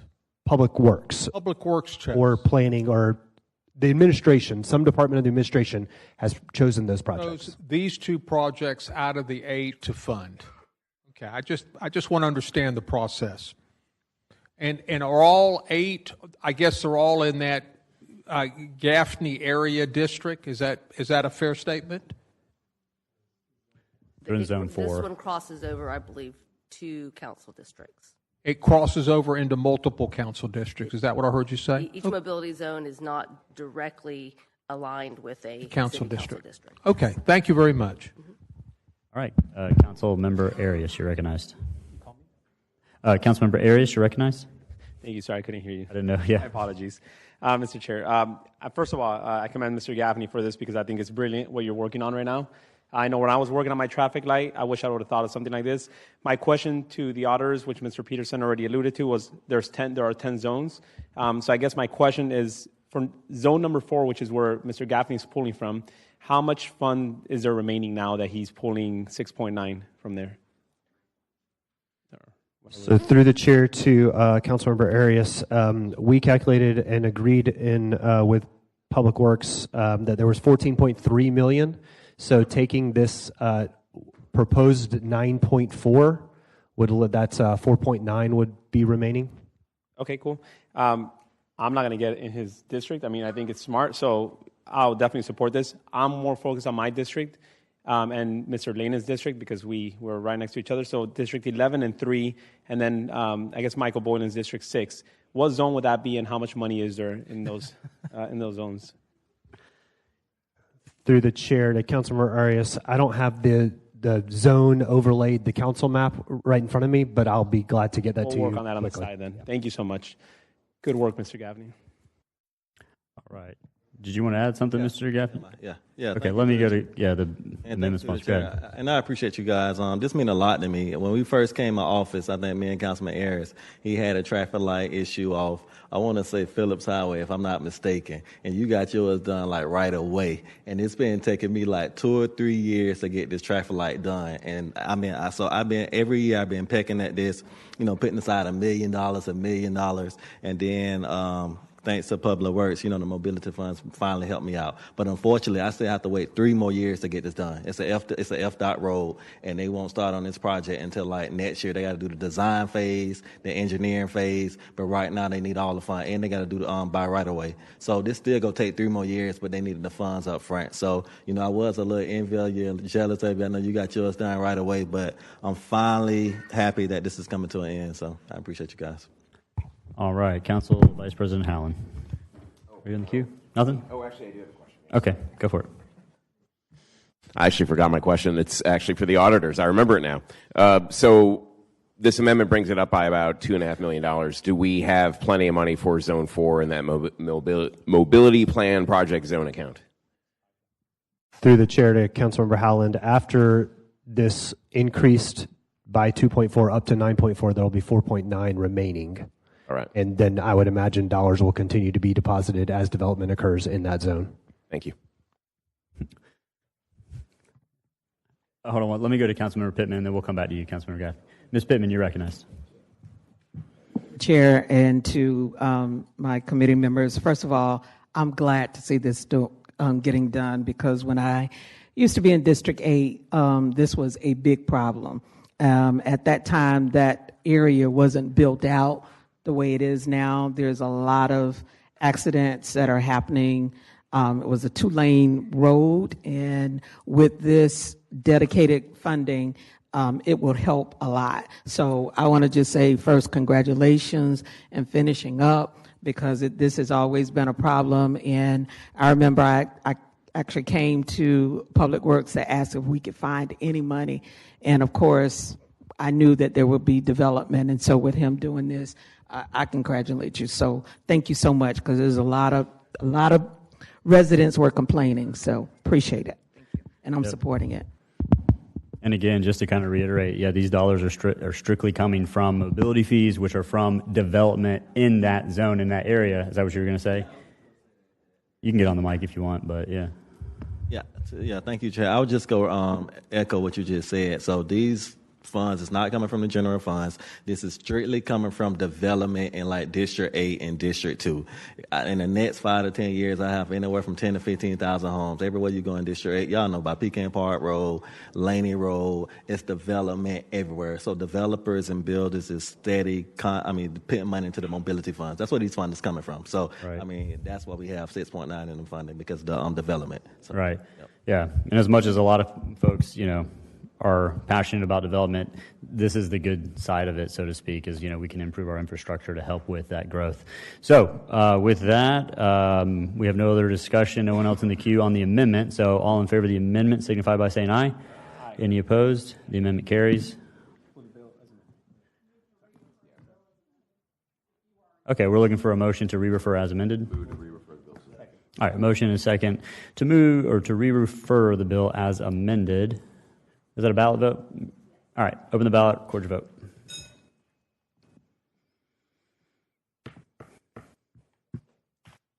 Seven yeas, 0 nays. All right, by your action, you have re-referred as amended 2025-871.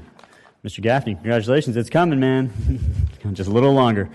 All right, item number 12, 2025-873. We have a motion and a second on the bill. Council Member Vice President Howland, you're right. Yeah, thank you, Mr. Chair. I don't think I need to talk too far on this one. Everyone knows what this bill does. It basically sweeps $3 million from the contingency account established 2025 385-ECHO, which was the $50 million that Councilman Arias delivered for workforce development. We ended up finding for $6 million of that 15 was for UNF, and we found $3 million of UNF 6 through TDC. So the $3 million left is in this bill, and we're sweeping it to a completion grant for next year, and that's to reduce next year's projected budget deficit. The numbers yesterday have been updated.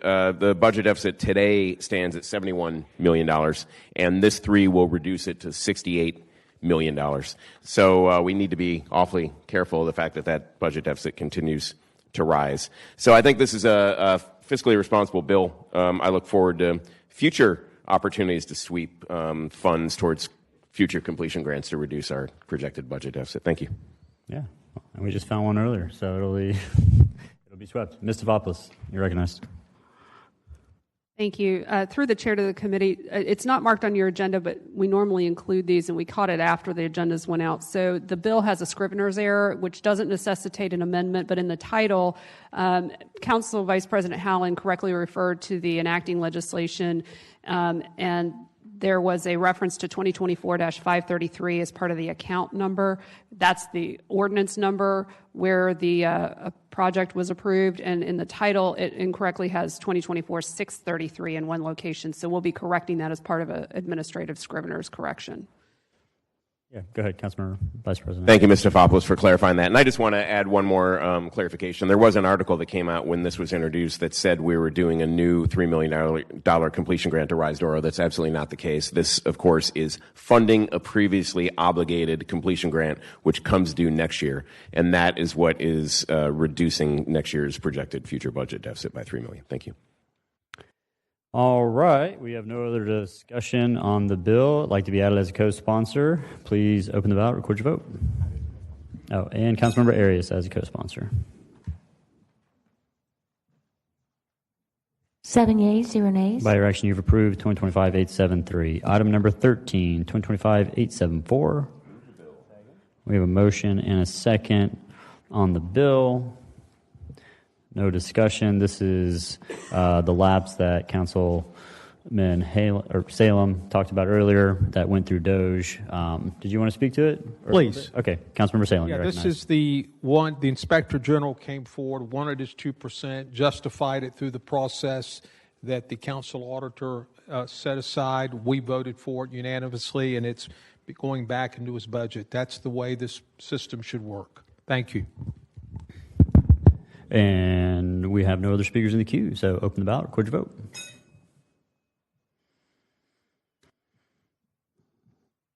Seven yeas, 0 nays. By your action, you've approved 2025-874. Item number 14, 2025-875. We have a motion and a second on the bill. Any discussion? Seeing none, open the ballot, record your vote.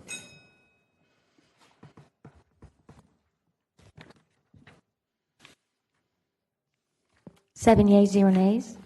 By your action, you have approved 2025-875.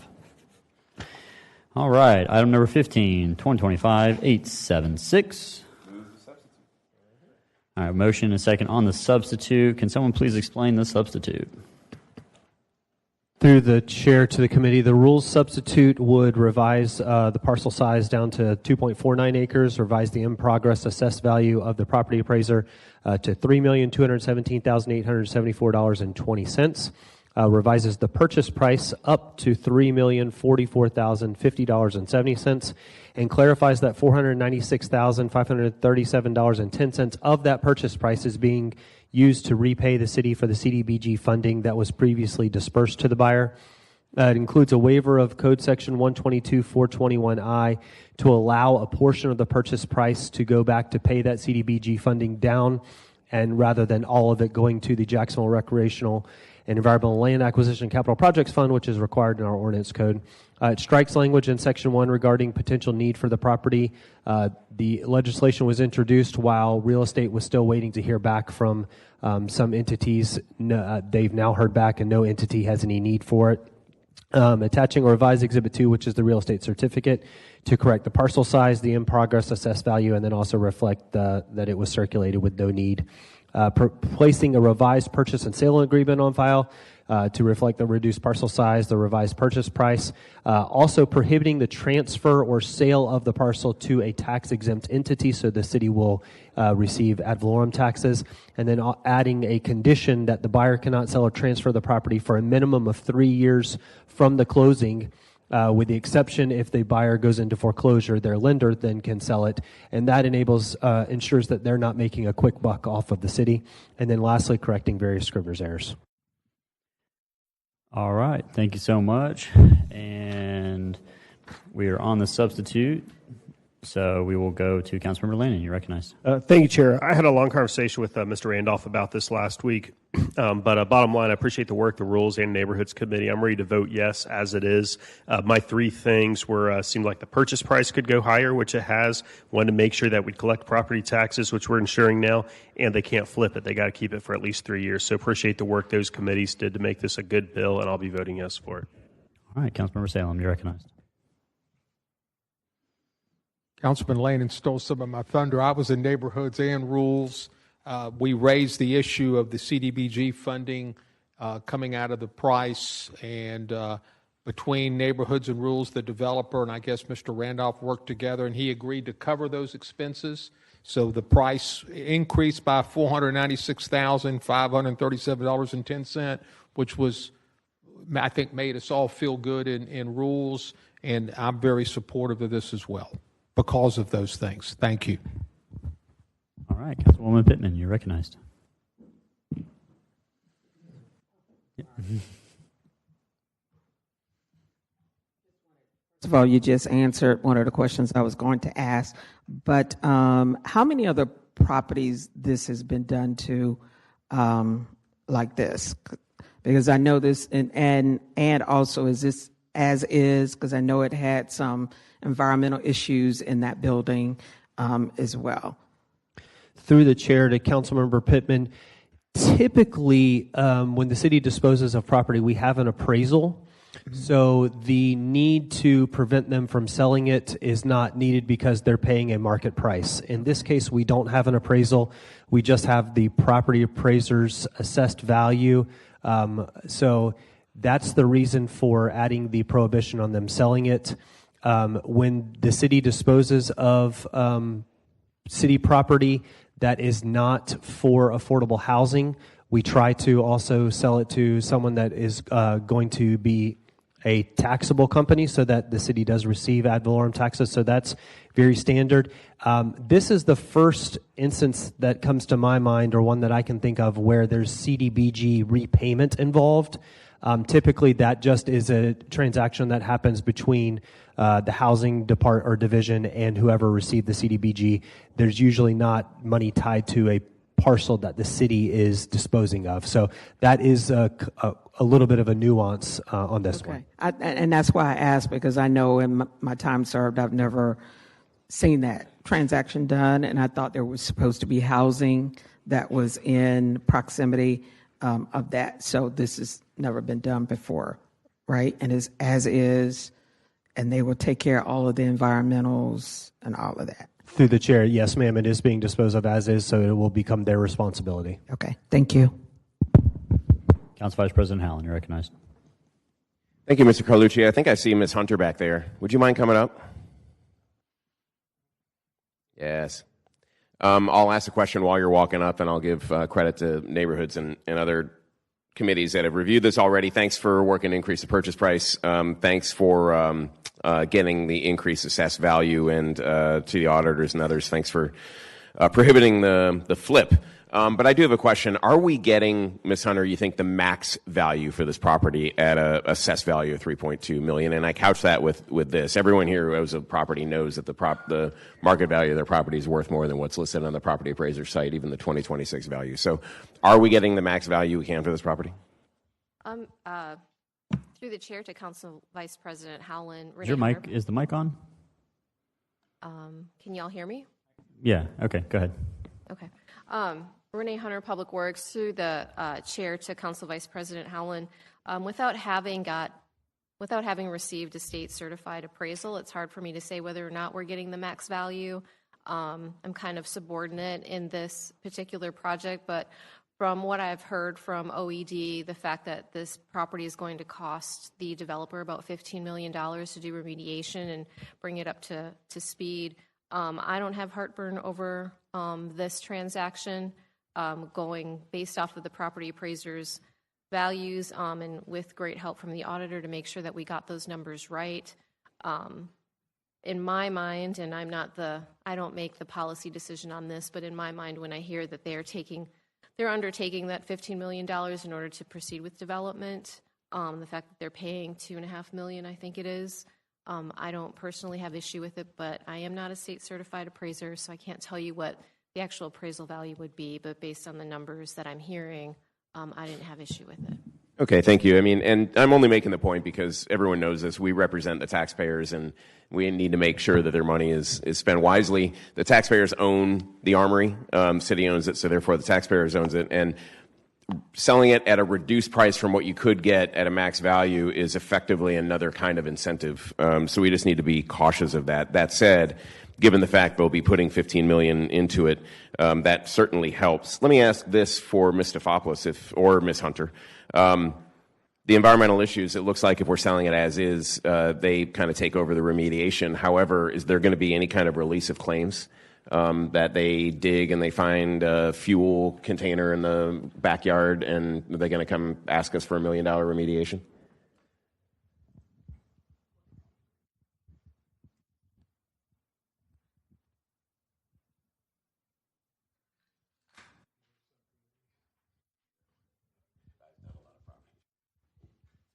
Through the chair to Council Vice President Howland. So we are selling it with the traditional as-is disclaimer in the agreement, which is language you would find, and certainly you find it in pretty much any agreement. There's also some indemnification and release language in here. I haven't I'm only just generally perusing it, but it seems like we have included all of the traditional disclaimers and releases in the agreement. There's the radon notice, the environmental risks that they're purchasing, acknowledging there may be a certain environmental issues or risk with respect to the property, so it's eyes wide open on the transaction. Okay, thank you. Through the chair, if I might. Ms. Hunter, do we normally, if we're selling a piece of property, do we do an environmental phase 1 assessment on it or a phase 2, or does the buyer do one? And is that reflected in the purchase agreement? Through the chair to Council Vice President Howland, let me get your first question. When we're selling a property, and we do the day-to-day transactions, we don't often do the more high-profile, more valuable ones. We don't typically get an ESA 1. We will normally just ask one of the subject matter experts in solid waste. They'd kind of do their own research and advise whether or not they think there are any environmental contamination issues that we or the buyer needs to know of. And then your second question, could you remind me? That you answered both. That I'm just, if OGC and property are comfortable that we're protecting the city on this, I'm comfortable giving Armory Redevelopment Associates a discount off, what is likely to be the market value of the home, or of the property, rather. Yeah, to the Council Vice President, there is a release of all claims in the agreement. There's an indemnification, and it references environmental regulations and hazardous materials, et cetera. So that's all built into the agreement. With all that said, I'm supportive. Thank you, everybody. Councilmember Arias, you're recognized. Thank you, Mr. Chair. We're all, supportive of this because of the potential investment of $15 million. But are we? Do we have any kind of writing to say that they are going to invest $15 million into this property? Because we're voting based off of that assumption. But what if they only invest $5 million? Then, where are we at? So, can you elaborate on that, please, Ms. Hunter, or somebody to know that we are truly going to get the best bang for our buck here with this maybe not market value sale? Good afternoon, Ed Randolph, OED. Through the chair to Councilman Arias, we do not have anything in writing stipulating that they're going to spend X amount, although this project's been underway. We've been working with them since 2020, and they won an RFP just prior to COVID. So since then, we've been working through this project, but we've recently gone ahead and decoupled the Armory parcel, which is before you today for sale, from an adjacent city parcel, which was possibly going to house affordable housing.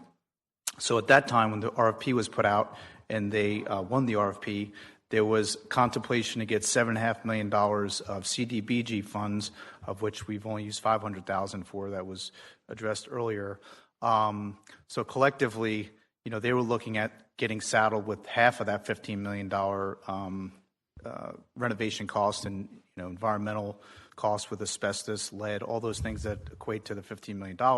So at this point, in order to make that property habitable or useful, they will need to go ahead and expend those funds and remediate those issues, those asbestos issues, those lead issues, the flooding issues that plague the property quite often. So with that, there's nothing in writing, but in order to make that a viable property to resell or reuse, they're going to need to spend those dollars.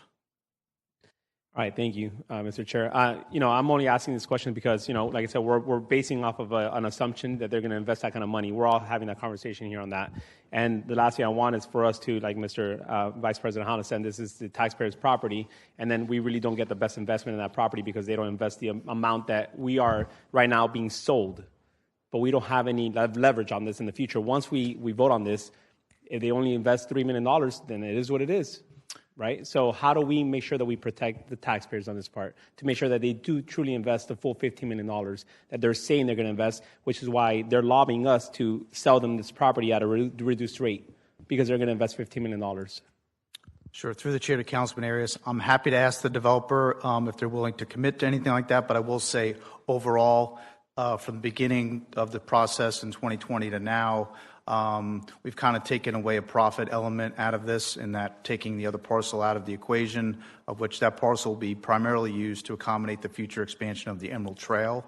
So now with this property here, they're kind of stuck, and they're going to need to invest that money to make it, habitable. Okay, thank you. And my last question will be, through the chair, by when will we know that they've invested that amount, will we get a report at some point, or whenever they're done with the project, can we be reported back so we could at least so I can have closure to know, hey, they did invest $15 million, or I just don't want to vote on this and nothing comes out of it later on. Sure. Through the chair to Councilman Arias, I will ask the developers here in the audience. I'll ask him if you will indulge him to speak to that. But for the most part, they're looking at getting new market tax credits. I mean, they are working, and they've spent over $1 million over the last 5 years designing. So they've put a lot of equity. They've rezoned the property. So they've put a lot of time and effort and money into this in good faith. And to come to this point to where now we're just focusing on the Armory property. And again, it's going on the tax rolls. The property's sat vacant for 15 years. We have, a daily issue with homeless in there, starting fires, there's wildlife. I mean, we're trying to secure the building. So I think collectively having a developer in there, putting some money into it and getting tax revenue from property taxes, all of that I think is worth the effort. But I'll go ahead and ask if the developer wants to address the question related to a specific minimum capital investment.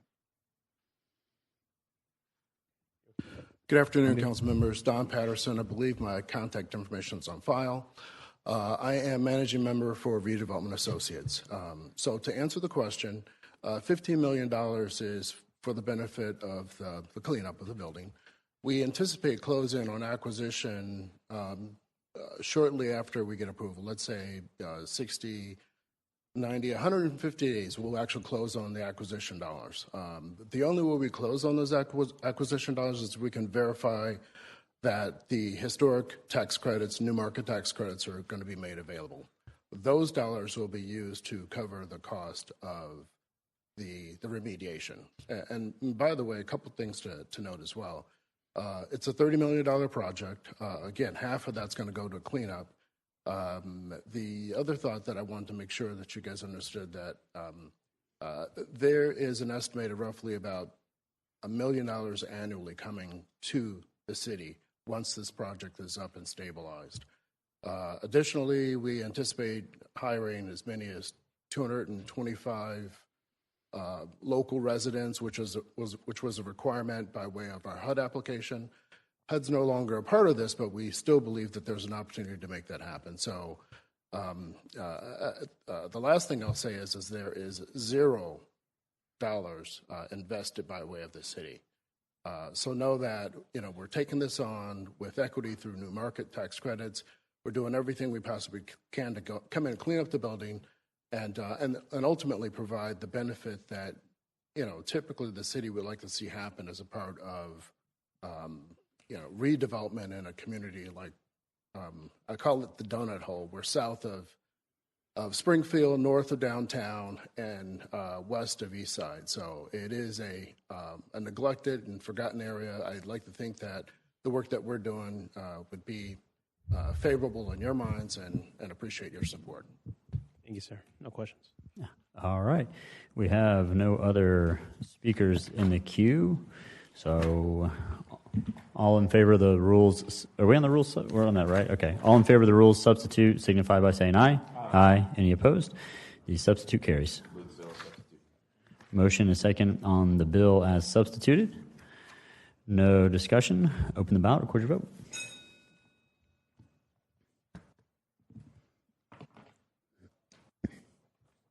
6 yeas, 0 nays. By your action, you have approved 2025-876 as substituted. Number 16, item number 2025-877. We're now getting into our collective bargaining agreement. Yep.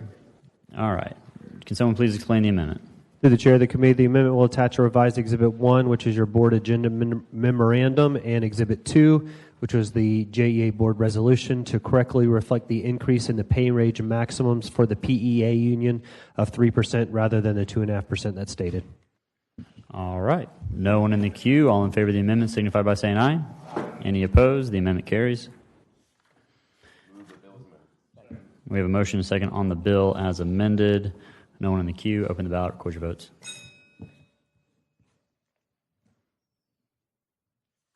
Six yeas, 0 nays. By your action, you have approved 2025-877 as amended. Item number 17, 2025-878. Need a motion on the amendment? All right. Motion and a second on the amendment. Can someone please explain this amendment? Through the chair of the committee, and this amendment is the same for 879 and 880 as well.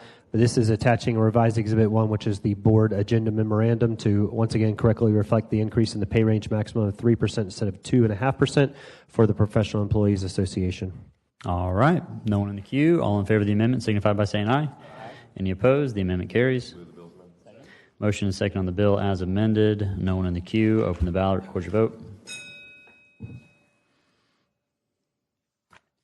6 yeas, 0 nays. By your action, you've approved 2025-878. Item number 18, 2025-879. All right. We have a motion and a second on the amendment. Same amendment as before. No discussion. All in favor of the amendment signify by saying aye. Any opposed? The amendment carries. All right. We have a motion and a second on the bill as amended. Open the ballot. Record your vote.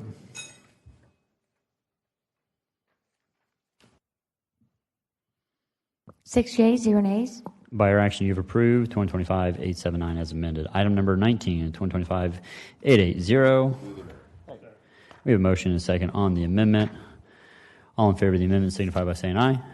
Any opposed? The amendment carries. We have a motion and a second on the bill as amended. No one in the queue. Open the ballot. Record your vote. 6 yeas, 0 nays. By your action, you've approved 2025-880. Item number 20 is on second reading. Item number 21, 2025-891, second reading. Item number 22, 2025-892. We have a motion and a second on the emergency. No discussion. All in favor of the emergency signify by saying aye. Any opposed? The emergency carries. We have a motion and a second on the bill as an emergency. No discussion. Open the ballot. Record your vote.